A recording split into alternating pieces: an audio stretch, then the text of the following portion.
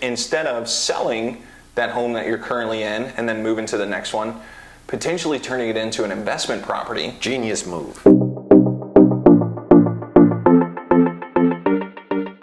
Hey, what's up, big man? Hey man, I'm good. How are you?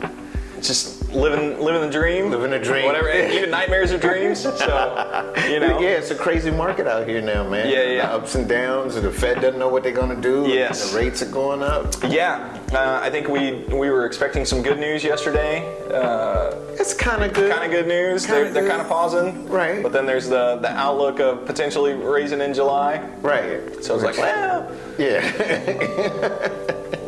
hold your breath a little bit longer. Let's see what Right. happens. Yeah. Right. Those used cars. Right. Those used cars got us. They went up. I'm like, hey man, they're used. They need to go down. Right. It's That's like part of it. We're going the wrong way. We're going the wrong way. It's like, who ever thought that a car would be an investment? Yeah. You know? Yeah. I'm sure Dave Ramsey's like, no. He's ripping out.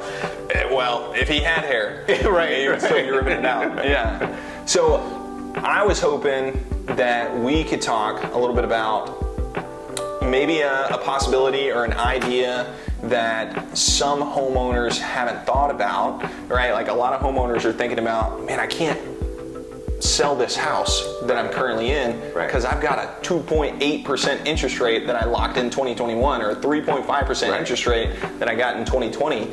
It makes no sense for me to move when I know I'm going to get a 7% interest rate. Yeah, and then they go, and where am I going to go? And where am I going to go? Right. Because there's not that many houses on the market. Right. So I wanted to have a conversation with you about the idea of kind of supplementing that higher payment that you might have with, instead of selling that home that you're currently in and then moving to the next one, potentially turning it into an investment property. Genius move. Right? Genius move. If you think it's the right move for you, it can be a genius move, especially depending on the market you're in.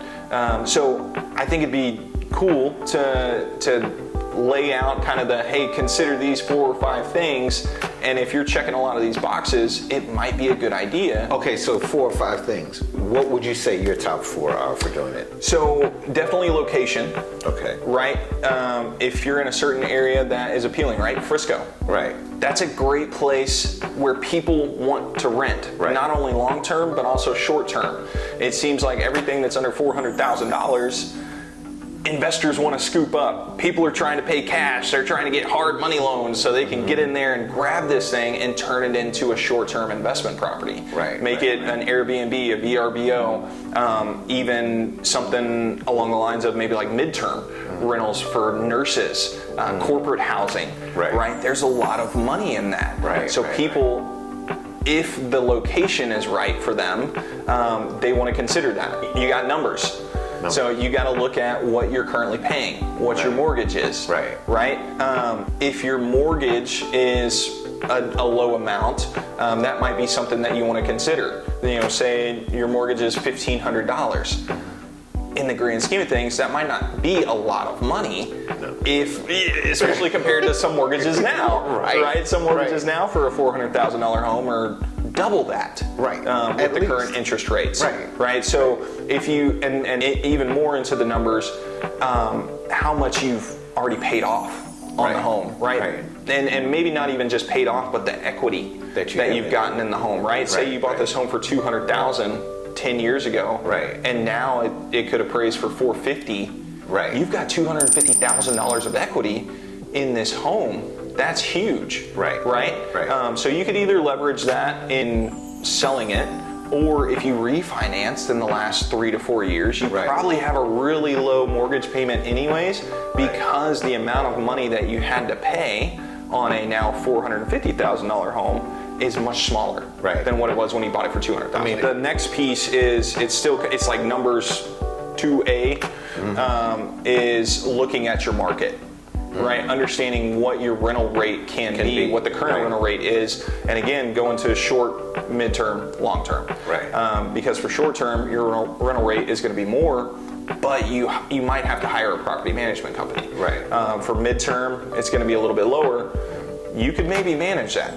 Long term, you could probably more than likely definitely manage that, because as long as you're getting the monthly payments every single month, you're good. Right. Right? Rent checks are coming in. Right. It's kind of passive income. Right. As long as nothing's breaking down in the house, Right. you're good to go. But so the third one is tenant screening.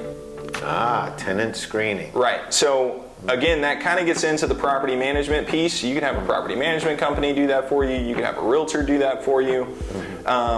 If you have somebody else do it, nothing in life is free. It's going to cost you money, right? So if you do want to do that on your own to save a little bit of money, you're giving up your time. And if you don't do a good job of screening, your investment property that is supposed to be giving you income now becomes a cash bleed. Yes. It becomes a nightmare. Yes. You're losing sleep Yes. because you're texting your tenant, you're calling your tenant, Yes. and they're not giving you the paying. rent money. Right. Right. And you know what you still have? You still have a mortgage on that house. Right. Fourth one is really deciding for yourself if you want to ultimately get into the investment game. If you want to be a landlord, because all of those things that we just talked about, those go into being a landlord, being a property manager, being somebody that is building this type of real estate portfolio.